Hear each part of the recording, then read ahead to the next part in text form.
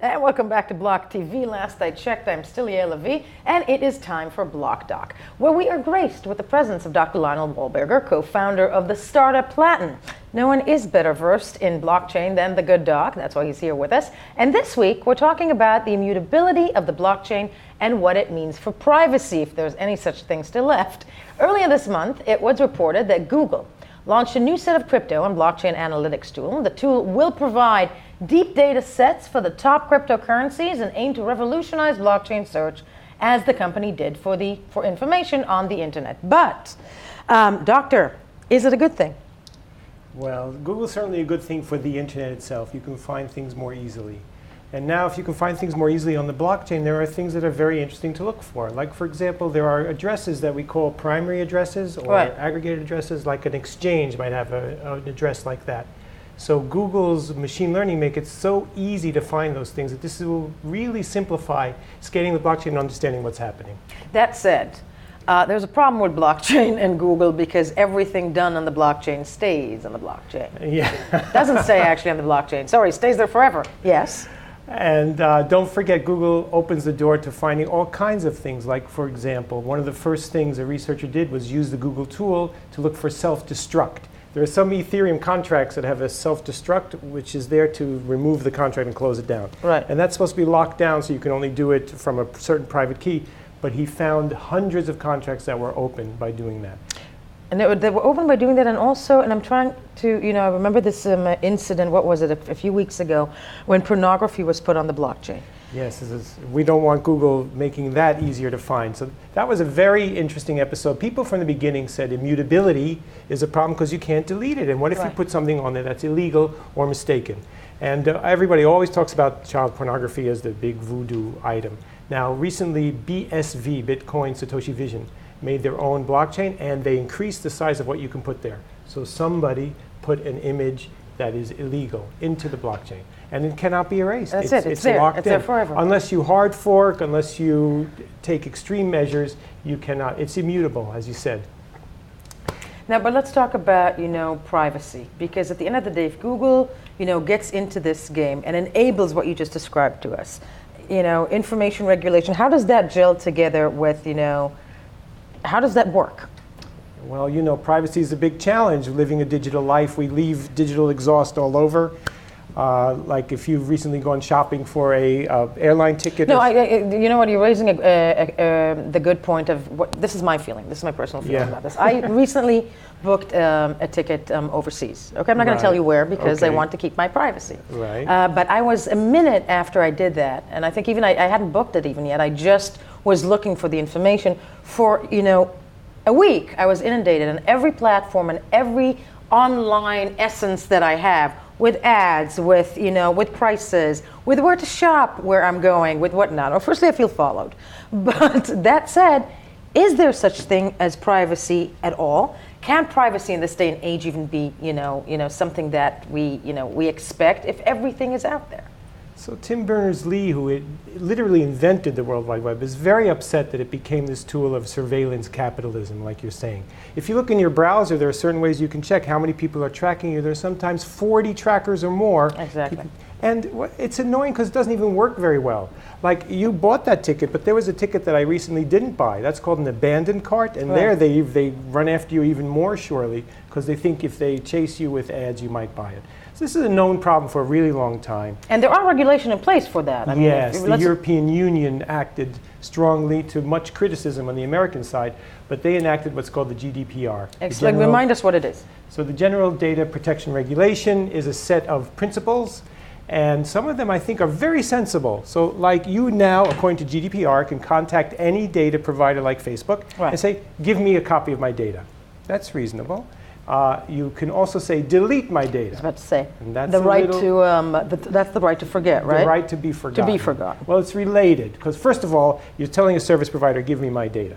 Okay, and now you're telling the service provider, forget that you knew me. Yeah. Now, I don't know if you realize, but in computers, once you write something to a disk, it's very difficult to delete. This got people in trouble over the years. They delete it, but all they really delete is the pointer to the data, and the data still stays there. Right.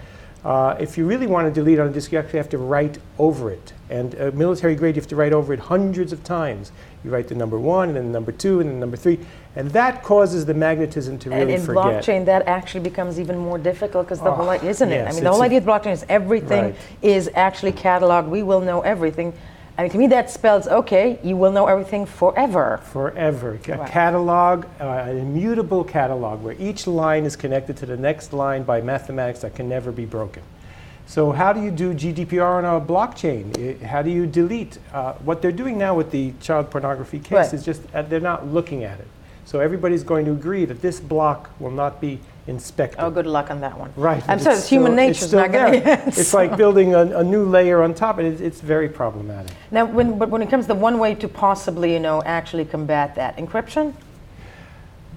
When you encrypt it, then you can't tell what's there. And that was people's first instinct. And it's a very good idea. So we have the blockchain, and it's immutable. Okay. Now, we want to write down maybe that you bought that ticket, or in supply chain, we want to write down that a product went from Brazil to New York, or in Bitcoin, we want to write down that I transferred a currency to you. Exactly. Whatever it is we wish to write down. Let's say we don't actually write it down, but we scramble it, and we write down the scrambled version.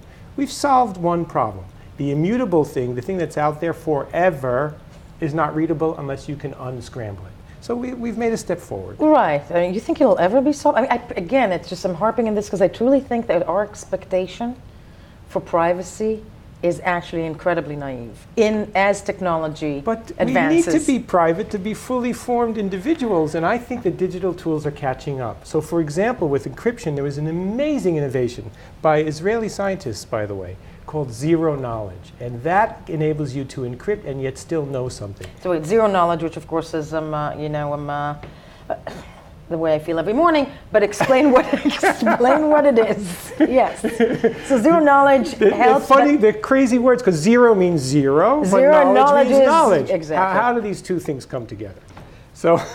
Okay, but that said, zero knowledge. Besides every morning before a cup of coffee. Yeah. What does it mean, zero knowledge? Explain what it means. So what it means is that I know something, and I'm going to prove to you that I know it, and you can be absolutely certain that I know it, but I do not actually reveal it.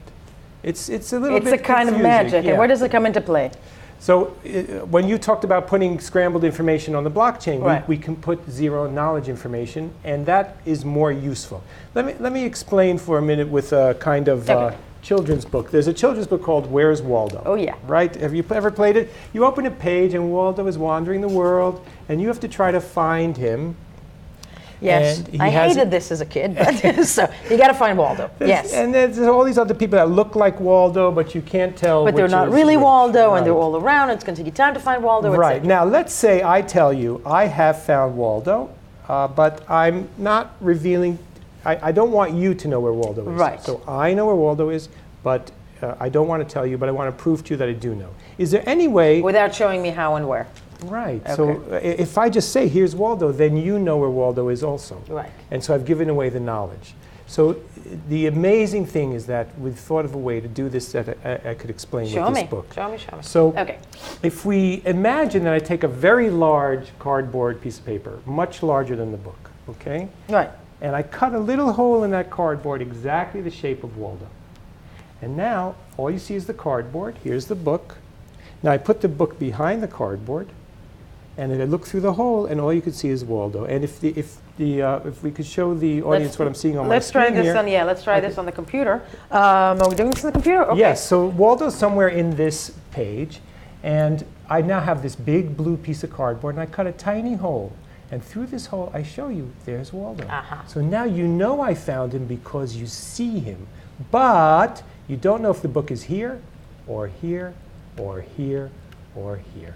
And so it's great. You share the result with me, but not the way to it. You're maintaining the process. Yeah, and this is unbelievable. So in the immutable chain, we can put some information that's immutably there, but it doesn't actually reveal who we are. It doesn't give away our privacy. It doesn't give away our data. It gives away a proof that we have something. So for example, using this, you can prove that you have a certain amount of money in a bank account to do a transaction without revealing how much. How much, or you can prove that you are in a location without revealing which exact location. Right. It's really useful, and so we have today privacy coins enabling this types of technology. Such as? Zcash, Monero, and the protocols get very strange names. So one is called ZK Snarks for non-interactive argument. ZK Snarks? Snarks, yes, very snarky. That's commercial. And then they went on to develop ZK Starks. And then there's bulletproofs, which are very exciting because they're smaller and faster and cheaper. So Monero now implemented that, and they're saving a lot of money on every transaction. And the innovation goes on. So ZK, zero knowledge, is part of the answer to immutability. It's a way to record things that are also useful, because you can inspect the data and know something, like in our little story there. You know that he knows where Waldo is, or I can know that you have enough money to buy a house, or I can know that you did pass certain customs regulations without revealing the details. So we're saving privacy, but still revealing something. It's it sounds like a solution for that, and a kind of magic. What else? Discoveries to come? Yes, there's a lot of work in zero knowledge because it's so exciting and innovative. And recently a new protocol called Mimblewimble was released. Such as Mimblewimble, apropos Mimblewimble spells Harry Potter. Yeah, they took the name from Harry Potter. Yeah. Because it's so magical, and it's a funny name, but... What does Mimblewimble do? So Mimblewimble is a zero knowledge protocol, and it's very fascinating. It's being picked up now by Grin, for example, is a new coin using Mimblewimble. So we're watching for more implementations on Mimblewimble, and keep watching Zero Knowledge. There'll be more and more developments in this space. It's going towards multi-party computation, and I'm sorry for all the huge words. What it really means is... I only look blonde. Go ahead. In multi-party, we're really, and people are really looking for ways that your computer could process all this stuff without knowing what it's processing. So it's another advantage over the current situation in privacy. So right now, when you're using Amazon or Facebook or... Everyone knows who you are. But also you're using their computers. And with multi-party computation, the computer itself won't know what it's processing, but it'll still finish processing it. So the good news is, I don't think your privacy is lost forever. I think this was a temporary stage. We invented the global internet, yes. And we enabled all these new wonderful ways of doing things. And then we abused them. And somewhat. Some people abused them and chased you around with your airline tickets or my abandoned cart. Yeah. But people are working very hard on zero knowledge, on multi-party computation, and these kinds of technical magic will be under the hood, and they will preserve more privacy. You've spun magic over me, Dr. Wahlberger. I want to thank you so much. It's always good to talk to you. Yeah. Thank you so much for being with us, as you will be next week. And that was the Mimblewimble. There we go, the Mimblewimble. Yeah. BlockDoc for now, of course. Do not forget to check us out, BLOCKTV, on every social network you have, Facebook, Twitter, Telegram, and of course, we'll be right back.